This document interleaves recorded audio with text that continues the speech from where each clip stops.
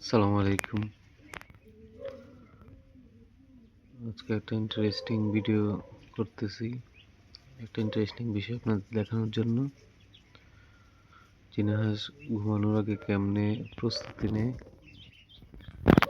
এবং তারা কি কি অ্যাক্টিভিটিস করে এই টাইমে, সেটাই আপনাদেরকে দেখানোর লক্ষ্য। মানে এই প্রাণীগুলোর আপনি প্রেমে পড়ে যাবেন যদি ওদেরকে সময় দেন। ওরা কেমনে চলাফেরা করে, কেমনে ওরা অ্যাক্টিভিটিস কি ওদের,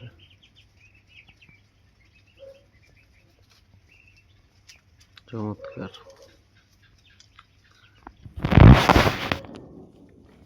আর আমাদের বাংলাদেশি এগুলার অবস্থা দেখেন।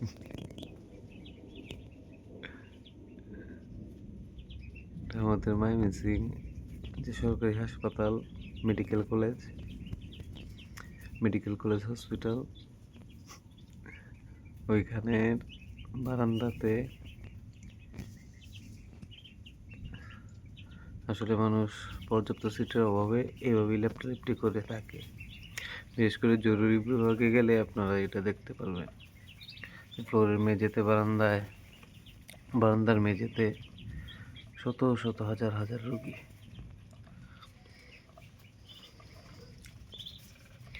এই অবস্থা হচ্ছে এদের।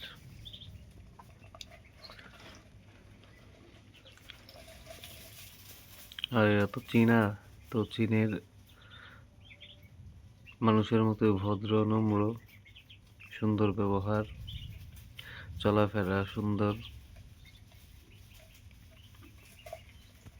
দেখেন অবস্থা।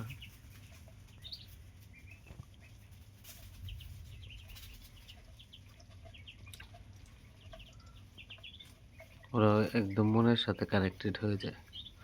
প্রত্যেকটা বাচ্চার আলাদা আলাদা বিহেভিয়ারগুলো আপনি খেয়াল করবেন ওদেরকে পর্যাপ্ত সময় দিলে। কার বৈচিত্র্য কেমন, কোন বাচ্চাটা বেশি বেশি চঞ্চল, কোনটা একদম নীরব, বা কোনটা অসুস্থ, কোনটা সুস্থ। দেখেন আমাদের যদি আজকে দেশি হাঁস হতো, কাকি ক্যাম্বে বা আদার্স কাকুলি টাকুলি যেগুলো আছে, ওইগুলো হইলে এই প্লেটের উপরেই থাকতো 50টা। আর ওরা দেখেন কত সুন্দর করে বাইরে দাঁড়ায়, প্লেটের উপর উঠে না সহজে কেউ। এই যে দেখেন, খুব রেয়ার। উঠলে উড়োউড়ি নাই, পারাপারি নাই। দেখেন ওরা কিন্তু দেশি হাঁসের মতো চলাচল করে না, একটু লাফিয়ে লাফিয়ে চলে।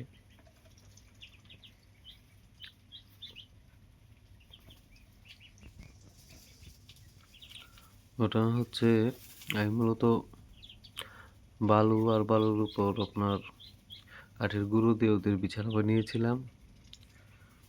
ওটা ওদের তেমন পছন্দ হয়নি,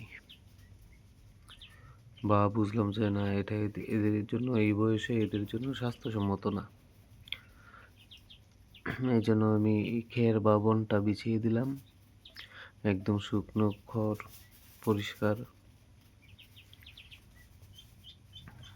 এটা দেওয়ার পর থেকে এরা আনন্দে এই অবস্থা শুরু করেছে।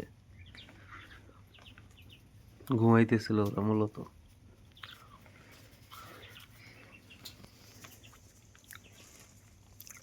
তো আজকে এই পর্যন্ত। এটা আপনাদেরকে দেখাতে চাইছিলাম যে ওদের রাত্রের অ্যাক্টিভিটি। এখন রাত